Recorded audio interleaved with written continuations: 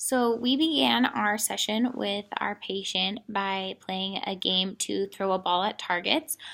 She had decreased ability to throw a ball any sort of distance before, so we decided to start with a 2 pound weighted ball to kind of encourage that strength to get going. And then we gave a tennis ball and moved her back so that she was using the same amount of force but to throw a further distance.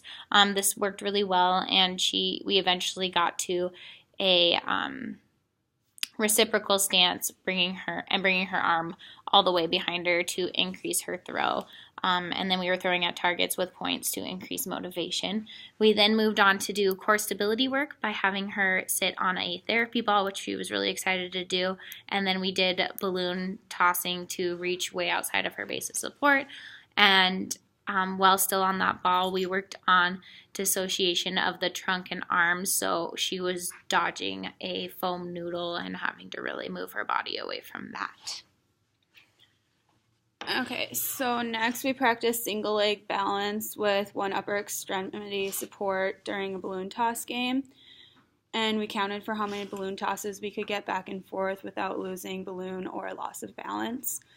And then we practiced tandem stance and ankle stepping strategies by playing a jousting game with noodles she played against the SPT, and the goal was to keep feet on the line made of tape and dodge the other person's noodle. This also helped work on the trunk dissociation and leaning.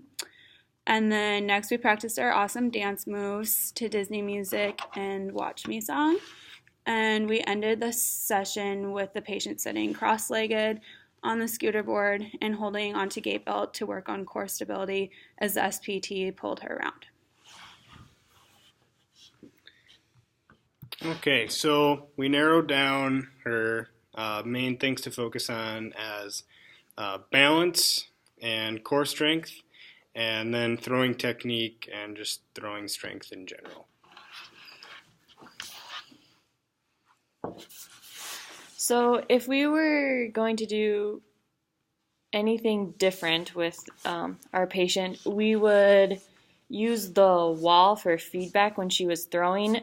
This way she would have to consciously focus on keeping her arm back instead of relying on the SPTs for verbal cues. This way she would be able to do it independently at home instead of having someone tell her how to get set up for throwing so that she would be able to do it.